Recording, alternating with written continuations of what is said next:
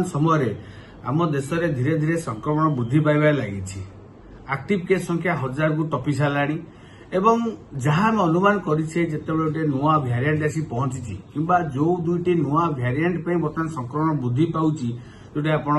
NB18 कि LF7 कथा कहूचे आम प्रायतः समस्त होती ओमिक्रॉन सब भ्यारिएंट एवं ओमिक्रॉन जो सब भ्यारिएंट JN1 थिला सेटा किछि मात्रा म्यूटेशन ए दुईटी नुआ सब भ्यारिएंट आसी पहुंची जहाँ धीरे धीरे देश में संक्रमण संख्या वृद्धि पाऊँ। तेणु आम जाचे जो गोटे नुआ भ्यारिएंट आसी पहुंचे तापाखे सेतिकी शक्तिशाली जे से पुराना भ्यारिएंट विरुद्ध थिबा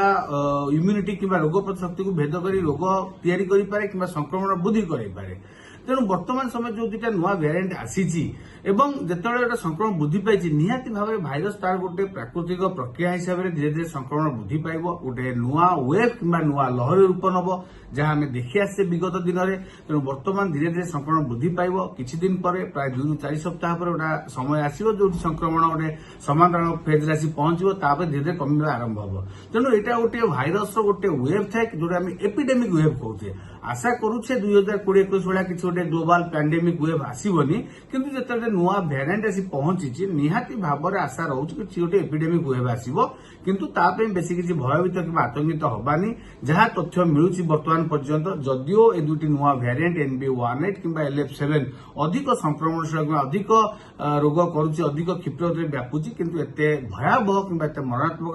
कि घातक हेउना किंतु जेहेतु आम देखुचे नुआ भ्यारिएंट आसी पहुंची आम टीका नबार प्राय 3 ରୁ 4 वर्ष बीतीगला तो कोट ना कोट आम देह रोग प्रतिरोध शक्ति कमी जू आमको टे सतर्क होगा पड़ो सचेतन होगा पड़ो। स्पेशली मुझे कहि जो मैंने बुध वयस्क अच्छा जो मैंने 60-65 ऊर्ध्व रोगी जो विभिन्न प्रकार अन्य रोग में पीड़ित अच्छा से सब बेल संवेदनशील वर्ग रे टे सतर्क हूँ एवं जो मैंने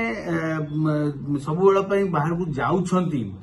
किसी गोटे नियम मानिया पड़ो एवं जिते गोटे संक्रमण वृद्धि पाँच आम देखुचे तो सब बेल आमर व्यक्तिगत सचेतनता ही सबुठ बड़ कथा। तेणु सरकार नियम गाइडलाइंस आसला पूर्व आम केमती सतर्क हो जहाँ कोविड नियम अच्छी कोविड एप्रोप्रिएट बिहेवियर आम जहाँ बारंबार कही आसे से SMS फर्मुला कि आम मास्क पिंधा बारंबार हाथ धोइबा सफा हवा सिम्पटम्स थे लक्षण थे आम कुआडे बाहर को जीवानी एवं एकाधिक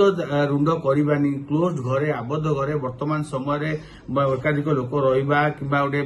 सोशल गैदरिंग ये सब जिन को आमको अवॉइड करा पड़ो एवं जो मान लक्षण रोचे से दयाकोरी घरे रुहतु होम आइसोलेशन रुहतु डाक्तर परामर्श हिसाब से निज टेस्टिंग करातु और औषध सेवन करूँ बाहर को जाई किसी जगह भिड़ जमेवा कि अन्य लोक इनफेक्ट करा किसी दरकार नहीं। तेणु आम मान सचेतनता भी यही दुईटी भ्यारिएंट विरुद्ध लड़े आम अल्फा डेल्टार भयावहता देखीचे ओमिक्रॉन जनित जो छोट मोट वेब आसे ताकू भल लड़े करें। तेणु जहाँ भी भ्यारिएंट आसो आम पाखे से निज पाखे गोटे कॉन्फिडेंस अच्छी कि गोटे आत्मविश्वास अच्छी आम जो भी नुआ वेव आसो कि एपिडेमिक वेव आसो आम भल भाव लड़े करें आम बारंबार कहीचे कोविड थे आसी माने आसी आम सहित थिला आगु जिते बड़े गोटे भाइरस तार नुआ नुआ रूप परिवर्तन कर हुए तो नुआ नुआ वेव आसीपे जोटा आम एपिडेमिक कहूचे हुए तो पैंडेमिक न हो पारे कि एपिडेमिक वेव आसो। तेणु आम सचेतन हो जो समय वेव आसो कि संक्रमण वृद्धि पाइब आम केमती लड़े करवा से मुख्य मंत्र हवा दरकार।